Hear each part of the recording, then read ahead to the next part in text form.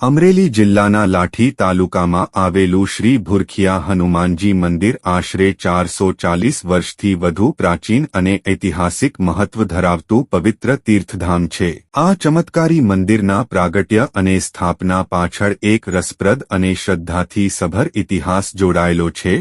પ્રાગટ્યનો ઇતિહાસ અને લોકવાયકા મુખ્ય સંત વિક્રમ સંવત 1142ની આસપાસ અયોધ્યાની રામાનંદી સંપ્રદાયની પરંપરાના સંત શ્રી રઘુવીરદાસજીના શિષ્ય શ્રી દામોદરદાસજી નામના એક મહાન સંત હતા। તેઓ રામાયણ કથા અને સત્સંગ કરવા માટે ખૂબ જાણીતા હતા। દિવ્ય સ્વપ્ન સંત દામોદરદાસજી પોતાની ધાર્મિક યાત્રા દરમિયાન જ્યારે વિરમગામ આવ્યા ત્યારે તેમને રાત્રે હનુમાનજી મહારાજે સ્વપ્નમાં દર્શન આપ્યા। દાદાનો આદેશ હનુમાનજીએ સ્વપ્નમાં જણાવ્યું કે હું લાઠી અને શાભડ હાલનું દામનગર વચ્ચેના જંગલમાં આવેલા એક નાના ડુંગરા પર બાવળની ઝાડીઓ વચ્ચેથી ચૈત્રી પૂનમની મધ્યરાત્રિએ પ્રગટ થઈશ। મૂર્તિનું પ્રાગટ્ય ભગવાને બતાવેલા આદેશ મુજબ સંત દામોદરદાસજી તે સ્થળે પહોંચ્યા અને સ્થાનિક ખેડૂતો વેપારીઓ તથા શ્રદ્ધાળુઓને આ વાત કરી। ચૈત્રી પૂનમની રાત્રે બરાબર 12 વાગ્યે દિવ્ય તેજ સાથે ત્યાં ભૂમિમાંથી હનુમાનજીની સ્વયંભૂ મૂર્તિ પ્રગટ થઈ।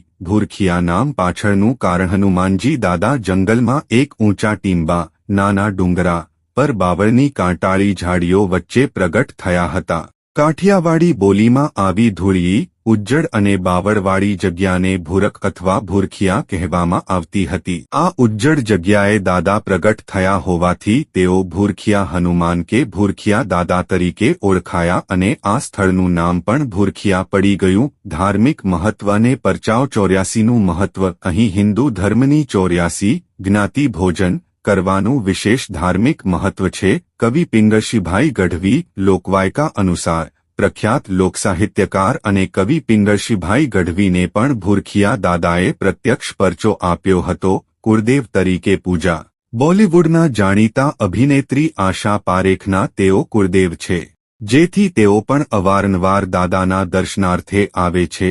પૂજા અને માનતા નવપરિણીત દંપતીઓ લગ્ન પછી આશીર્વાદ લેવા તેમજ બહેનદીકરીઓ પોતાના સંતાન ભાણેજ ના જન્મ પછી દાદાના ચરણે બાબરી કે વિશેષ પૂજા કરાવવા દૂર દૂરથી આવે છે। આવા જ વિડિયો જોવા માટે અમારી ચેનલ સબસ્ક્રાઇબ કરો। જય હનુમાન દાદા।